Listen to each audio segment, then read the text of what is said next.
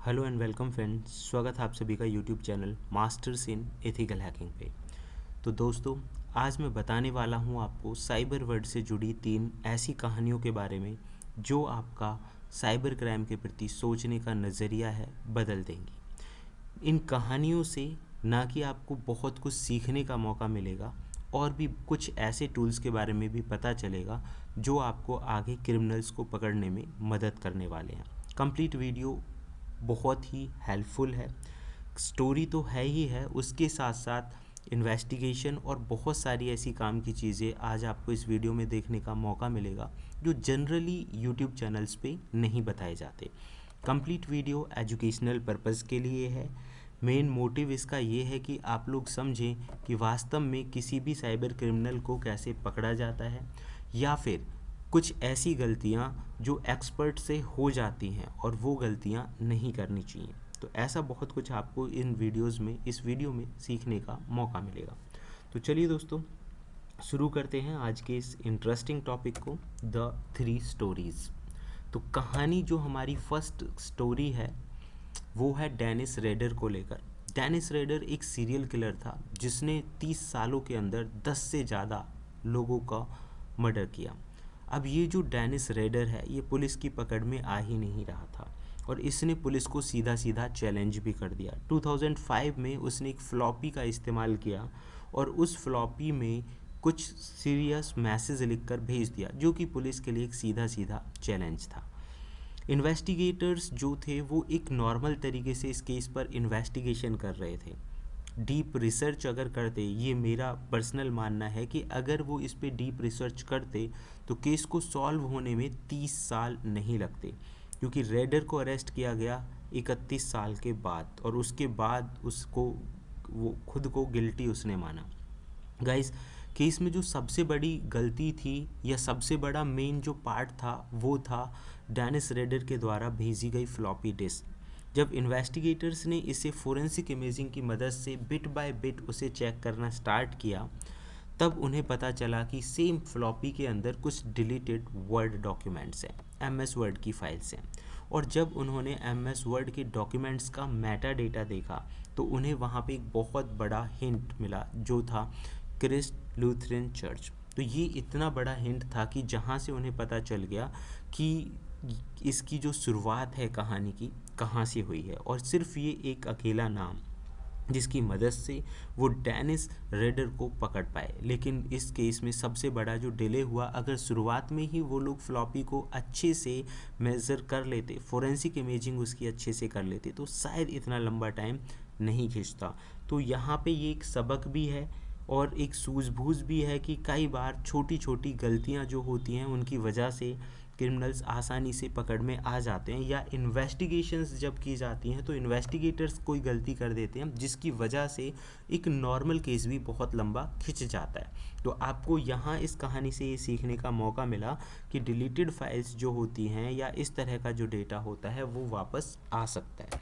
Story number 2, जो कि बहुत फेमस डार्क नेट पे चलने वाली एक ऐसी वेबसाइट की है जिसने पूरी दुनिया को हिला कर रख दिया था। आप यहाँ पे देख सकते हैं कि वेबसाइट का जो वर्क था पूरी तरह से इलीगल था, एंड इस वेबसाइट का टोटल जो बिजनेस था 1.2 बिलियन डॉलर से ज़्यादा का था। इसका जो ऑनर है, जो क्रिएटर है, वो पुलिस की पकड़ में आ ही नहीं रहा था। बस एक छोटा सा क्ल्यू उन्हें मिला जिसके बाद वो पकड़ में आया। इसकी कहानी तो मैं पहले कई बार बता भी चुका हूँ अपने अलग वीडियोस में, लेकिन यहाँ पे जो सवाल आता है कि वो पकड़ में आने के बाद जो गलती हुई वो क्या थी।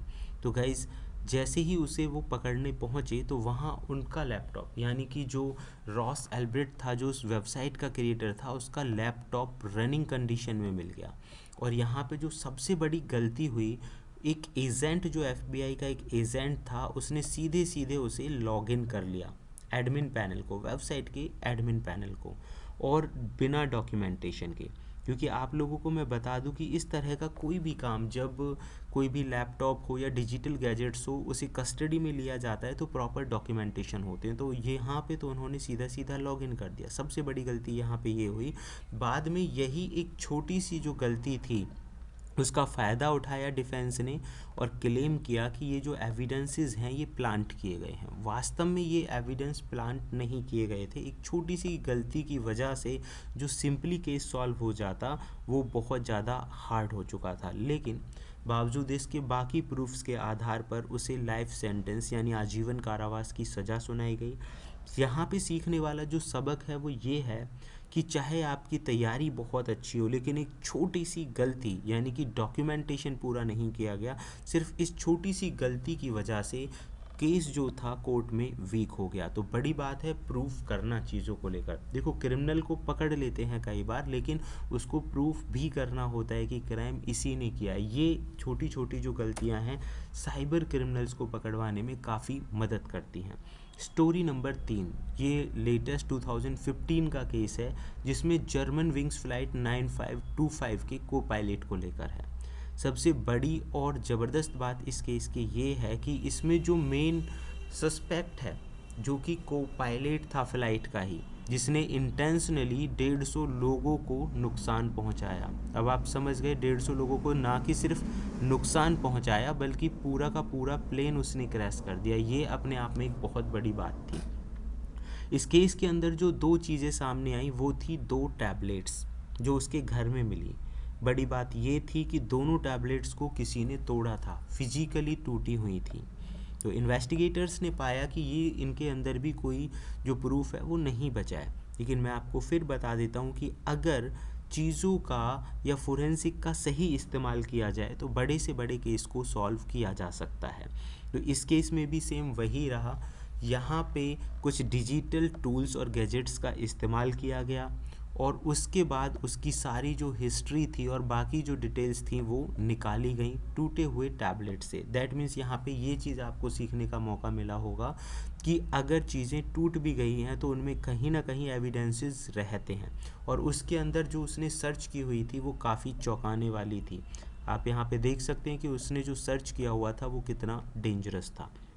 बस यही सर्च और बाकी के लिए उसके आधार पर उसे पकड़ा गया और ये सारी चीज़ें बाद में प्रूफ भी हो गई।